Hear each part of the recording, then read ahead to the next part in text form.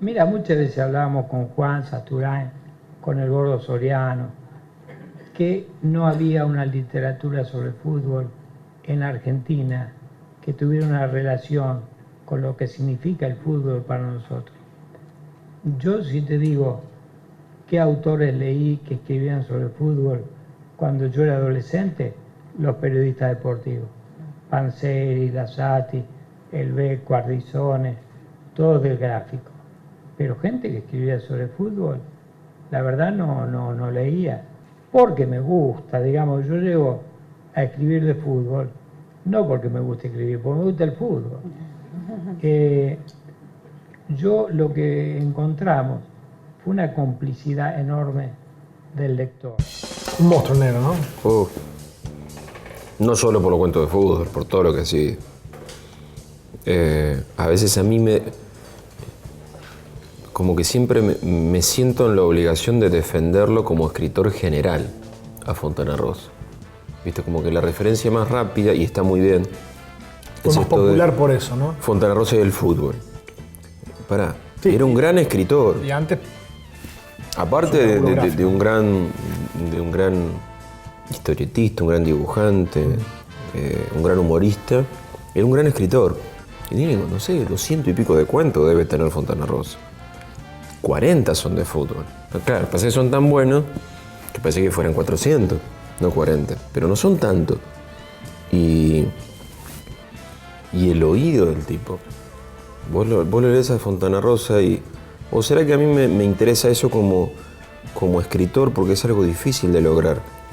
Que los personajes hablen como deben y piensen como deben. Digamos, cuando hablo de la voz de los personajes no digo solo lo que dicen, sino cómo piensan, el vocabulario, el ritmo, el nivel cultural que se supone que maneja ese personaje, las reacciones emocionales propias de una época, de un sexo, de un barrio. Sí, tienen mucha calle, mucho barrio, evidentemente. Ahora, hay dos cosas por las cuales yo creo que la academia no lo ha reconocido como podría haberlo reconocido. Sé que alguna vez fue propuesto para el Cervantes. Una es el fútbol y otra es el humor, ¿no? Que son tomados muchas veces por la academia, por un sector importante de la academia que nos sale de los claustros, como géneros menores, ¿no? Que ponen en duda, que sospechan de que pueda producirse buena literatura en términos de humor y en términos de fútbol. Quizá eso esté cambiando. No sé cómo lo ves. Coincido con vos en cuanto a los posibles motivos de... Yo te agregaría uno, la sencillez, que también en los términos, en los ámbitos académicos mueve desconfianza. Porque muchas veces... Es demasiado simple, te dicen. Confunden sencillez con superficialidad. Me parece que es un prejuicio habitual en los mundos académicos. Yo creo que se olvidan de la profundidad que muchas veces se puede conseguir con la simplicidad, ¿no? Para mí son dos categorías distintas. Vos podés ser profundo o no serlo, y ser sencillo y no serlo. Sí coincido, si querés, con los académicos en que es importante la profundidad. Claro. Ahora, el camino para llegar a esa profundidad, no hay una sola receta que la tienen los académicos. Que en general tiene que ver con la seriedad, la alta cultura, que es la que manejan y casi que prescriben.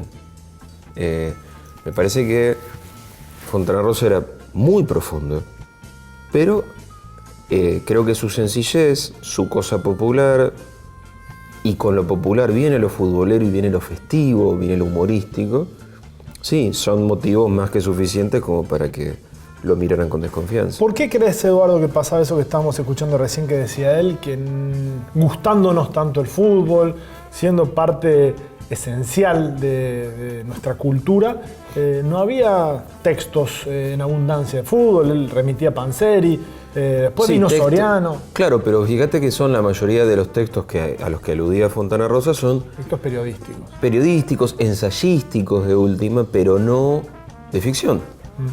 diría que los dos primeros grandes escritores de ficción son, a nivel fútbol, Fontana Rosa y Soriano, acá en Argentina. Antes de ellos no hubo, y después sí. Y ese después sí tal vez tiene que ver con que se abrió un campo, se legitimó un área de, bueno, si estos grandes escritores se permitieron escribir sobre esto, bueno, los que vinieron después dicen, pará, loco, yo escribo esto, pero antes Soriano estuvo haciéndolo. ¿Sabés qué otra cosa me parece importante? Está bien, estoy enfocando la respuesta por el lado de los sís, no de por qué no antes, pero sí por qué sí ahora. Sé que el programa de Alejandro Apo en Continental me parece que fue esencial también. ¿Sí? A mí me parece que sí, porque eso desde una radio tan prestigiosa como Continental, un tipo como Alejandro que dijera, bueno, loco, los sábados a la tarde leemos un cuento de fútbol. Como inamovible, como piedra basal de un programa de radio que se volvió exitosísimo. No sé si llegaba a Córdoba, pero todo lo que es la Pampa Húmeda era... Yo hoy ando por cualquier pueblo de la Pampa Húmeda y no me remiten nunca a El secreto de sus ojos, me remiten a los cuentos de Apo. O sea, lo que más les quedó es precisamente eso. Y creo que ese fue un lugar muy grande de legitimación para todos los que vinimos después. Fontana Rosa, Soriano y el programa de Apo. Está bien, yo fui un directo beneficiario de ese programa porque mis cuentos empezaron a ser conocidos a partir de ahí, pero creo que excede mi caso personal. Cuento de fútbol de Eduardo Sacheri del libro Esperándolo a Tito y otros cuentos de Chilena. Ayer a Anita se la llevaron un rato largo a firmar un montón de papeles. Al volver, ella dijo que no había entendido muy bien, pero porque eran muchos formularios distintos con letra chica y apretada. Supongo que me habrá mirado varias veces buscando un gesto que le calmara las angustias. Yo estaba de un ánimo tan sombrío, tan espantado por el olor a catástrofe en ciernes, que evité con cierto éxito el cruce inquisitivo de sus ojos. ¿Te sentís cómodo? ¿Es un buen hábitat para vos el del fútbol para escribir? Sí, siempre y cuando no sea una etiqueta. ¿Viste? Una etiqueta, ¿viste? Como que te ponen ahí en la frente un sello. Sos escritor de fútbol. Sos escritor de fútbol. ¿Viste? Esta misma defensa que ensayo en relación a Fontana Rosa o a Soriano, si surge el caso, casi que quiero hacerla para mí mismo. Y decir, no, pará, yo no escribo solo de fútbol. Que el sistema pide etiquetas. El sistema, claro. El reduccionismo necesita... Me contestó. Claro. ¿Qué dos o tres cosas haces vos? Bueno, pero te entiendo, pero más allá de eso... Pero si tengo que elegir una etiqueta, prefiero que me digas, mira, este tipo labura con los mundos cotidianos. Ahí sí acepto. Y ahí sí me permito traerlo a Fontana Rosa, a Soriano, que no van a querer venir, ¿viste? Pero porque escribían sobre esos mundos. Yo te decía antes, pará, no situemos Fontana Rosa solo en el fútbol, pero sí creo que lo podemos citar en los mundos cotidianos de cualquiera de nosotros. Historias de parejas, charlas de café, reuniones. Y desde esos mundos cotidianos a la profundidad que vos quieras. Así es Fontana Rosa. ¿Te gusta dar con el tono de un pequeño personaje que descubriste en la calle o que se te ocurrió? En general mis personajes están como a mitad de camino entre lo que vi y lo que se me ocurrió. No soy de esos escritores testigos. Viste que hay escritores que les basta con ver y van a tratar de tomar eso y está muy bien. Yo necesito decir, porque yo escribo por todo lo que tengo atragantado yo. Yo necesito desatragantarme eso. Entonces, si me voy a limitar a describir lo que veo, a testimoniar lo que veo, sigo atragantado. Entonces, yo necesito tomar algunos elementos de la realidad, pero básicamente para decir yo. Claro, yo necesito decir, pero lo que yo tengo para decir me importa a mí, no le importa a los demás. Entonces, ahí sí donde viene la cuestión de construir una historia que sí eventualmente puede ser interesante y que sirva para que yo drene lo que necesito decir, lo que necesito sentir mientras escribo, y a la otra persona le puede interesar como una historia que se conecte con su propia vida.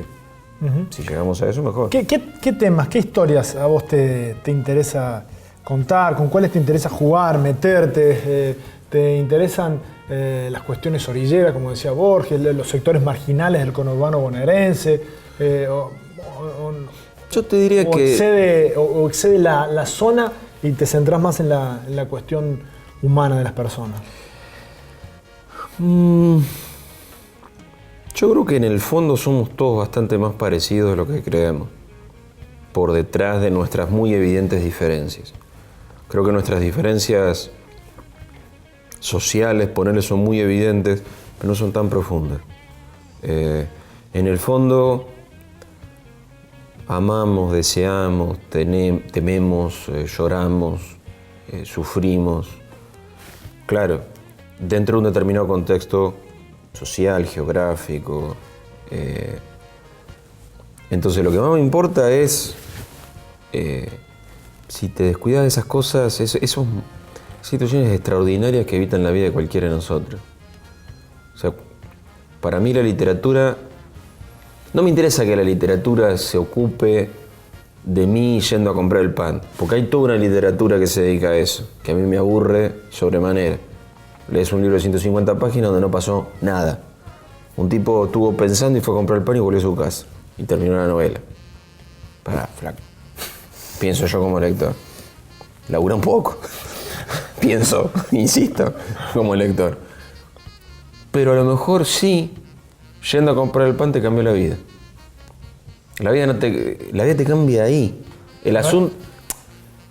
Te cruzaste con alguien, pensaste en algo que no habías pensado, tomaste una decisión esencial. Te puede pasar yendo a comprar el pan. En general las grandes cosas nos suceden mientras hacemos estupideces. Porque nuestra vida son básicamente 99% estupideces. Pero mientras te pasaste el 95% de estupideces, conociste a la persona que te cambió la vida. Decidiste estudiar o dejar de estudiar algo que te cambió la vida. Concebiste a tus hijos. Y eso lo hiciste en medio de actitudes absolutamente estúpidas. Eso último que vos fuiste, cenaste con tu mujer, hablaste del laburo, te acostaste y concebiste a tu hijo. Y a la mañana siguiente desayunaste café con leche. Volviste a ser el estúpido que sos. No vos, yo. ¿Entendés? El tema es dónde te parece a mirarlo para mí. La literatura te da esa posibilidad de decir, no, pará, vamos a parar acá. Eso para mí es la materia de la literatura.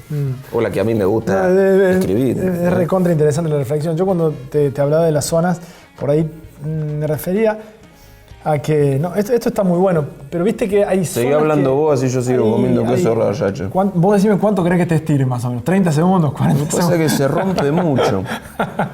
Y por ejemplo, demasiado fino la favela, por ejemplo. Es fascinante, ejerce fascinación. Las crónicas sobre narcotráfico, por ejemplo, ejercen una fascinación particular. Yo veo una película en una favela y me quedo a verla un rato, sea mala más o menos o muy buena. Me genera fascinación eso, ver empotrado en una montaña a un pueblo que a 10 cuadras tiene edificios de lujo con diferencias tan marcadas.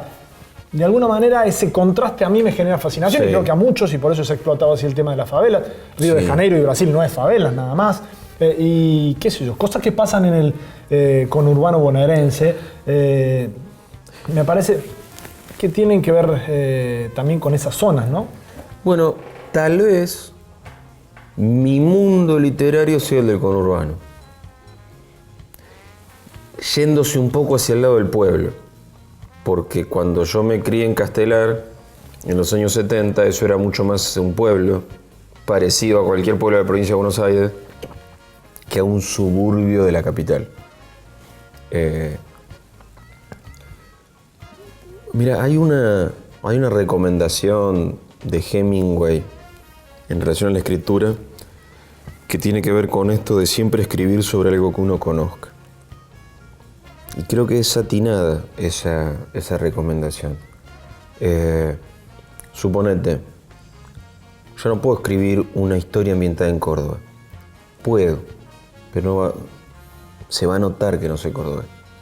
Y que, así como decís, me vengo a vivir a Córdoba, estoy un tiempo, conozco escucho, miro, huelo. Un largo tiempo, tal vez ahí sí, si no se nota. Sí, sí. Y Mucho lo más mismo- ahora que internet, porque antes Salgari podía contar de cosas que no había visto en su vida, pero nadie se da cuenta porque no había internet. Pero los cordobeses sí se van a dar cuenta, Claro, y claro, eso para mí es imperdonable. Entonces, sí, ¿este qué dice si en la puta vida estuve en Córdoba? Si los libros de Salgari llegaban a Córdoba, ya había pasado el hambre que lo liquidó, ¿no? Doodle-dee-doo, doodle-dee-doo, doodle-dee-doo, doodle-dee-doo, doodle-dee-doo.